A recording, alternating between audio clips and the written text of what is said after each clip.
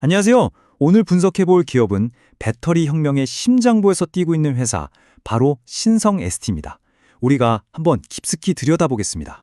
자, 여러분 한번 생각해 보세요. 전기차 배터리 하면 정말 많은 부품들이 떠오르잖아요. 그 중에서 과연 진짜 핵심 비밀은 뭘까요? 네, 정답은 바로 이겁니다. 우린 보통 큼지막한 배터리 팩만 보게 되죠. 하지만 그 안에서 모든 걸 연결하고 또 제 역할을 하게 만드는 이 작은 정밀 부품들이야말로 진짜 주인공이라고 할 수 있습니다. 그래서 오늘 우리가 주목할 회사가 바로 신성 ST입니다.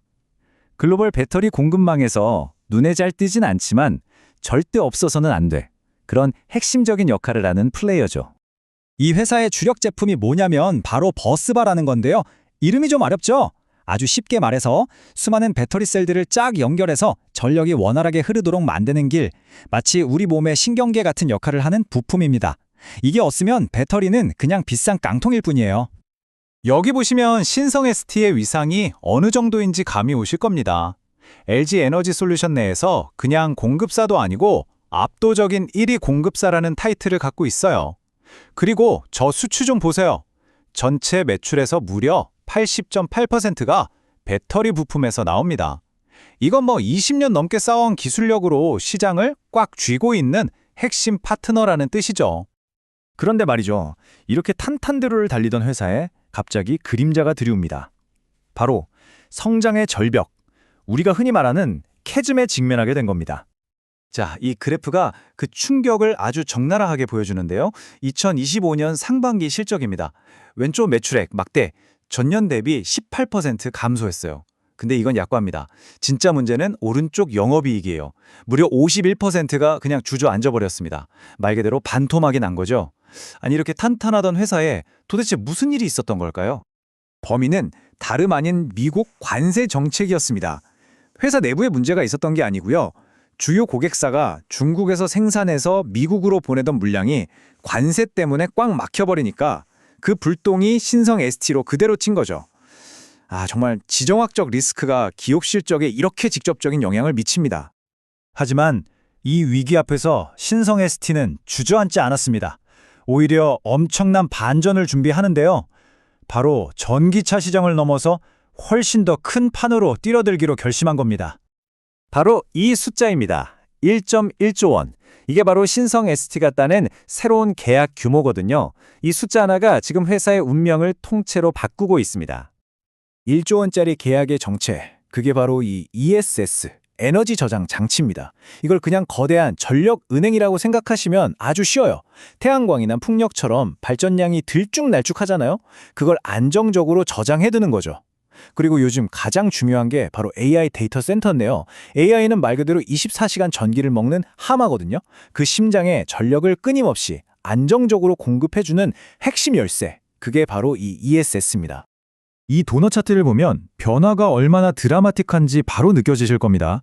2024년에 20%에 불과했던 ESS 매출 비중이요. 불과 2년 뒤인 2026년에는 무려 60%를 넘어설 것으로 예상되고 있어요. 이건 그냥 사업 다각화 수준이 아니라 회사의 체질이 완전히 바뀌는 겁니다. 자, 그럼 이 거대한 전환을 어떻게 실행에 옮길 것이며 또 기존의 골칫거리였던 관세 문제는 어떻게 해결할까요? 그 모든 해답이 바로 미국 본토에 있었습니다. 이 타임라인이 앞으로의 성장 로드맵을 아주 명확하게 보여주죠. 올해 하반기부터 미국 공장이 돌아가기 시작해서 내년에는 1,200억, 그리고 내후년에는 1,900억 원의 매출이 북미에서만 나올 것으로 기대하고 있습니다. 이건 정말 폭발적인 성장세라고 할 수밖에 없죠. 미국에 진출한다는 게 단순히 공장 하나 더 짓는 의미가 아닙니다. 첫째, 골치 아팠던 관세 문제를 그냥 원천 차단해버리고요. 둘째, 쏠쏠한 세금 혜택까지 받습니다. 그리고 셋째, LG 에너지 솔루션 같은 핵심 고객사 바로 옆에 딱 붙어서 공장을 지으니까 파트너십은 더욱 끈끈해지는 그야말로 일석삼조의 신의 한 수인 셈이죠. 하지만 이렇게 장밋빛 전망만 있는 건 아니겠죠.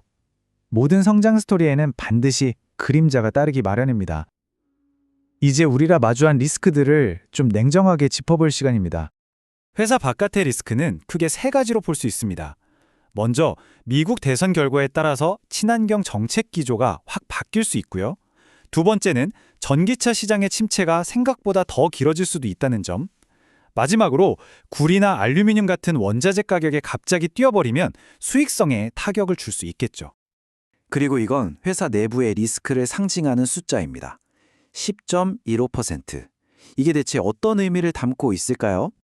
바로 오버행 리스크입니다. 좀 어려운 말인데 쉽게 말해서 회사가 돈을 빌리면서 발행했던 전환사채, 이 CB가 주식으로 바뀔 수 있는 물량이거든요.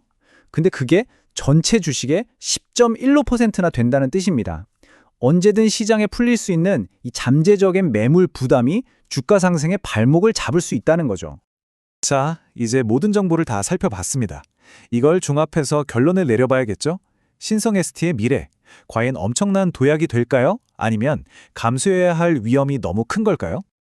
이 한 장의 슬라이드가 모든 걸 요약해줍니다. 긍정적으로 보자면 1.1조 원짜리 ESS 계약과 북미 공장이라는 너무나 확실한 성장 엔진이 있고요. 반면에 조심해야 할 점은 단기적인 실적 부진이 올해 말까지는 계속될 거라는 점, 그리고 아까 말씀드린 오버행 리스크와 정책 불확실성, 이게 분명한 부담 요인이죠. 결국 핵심은 이 한 문장으로 정리될 수 있겠습니다. 지금 당장의 이 고통스러운 실적 공백기, 이 절벽을 잘 버텨내고 북미 공장이 가져다줄 그 폭발적인 성장, 즉 퀀텀 점프의 순간을 맞이할 수 있느냐, 바로 그게 관건입니다. 오늘 준비한 내용은 여기까지입니다. 신성 ST는 지금 정말 중대한 기로에 서 있습니다. 여러분은 이 회사의 미래를 어떻게 보시나요? 폭발적인 반등을 위해 잠시 숨을 고르는 걸까요? 아니면 넘어야 할 산이 너무 높고 험난한 걸까요? 오늘 내용을 바탕으로 한번 깊이 생각해 보시면 좋겠습니다.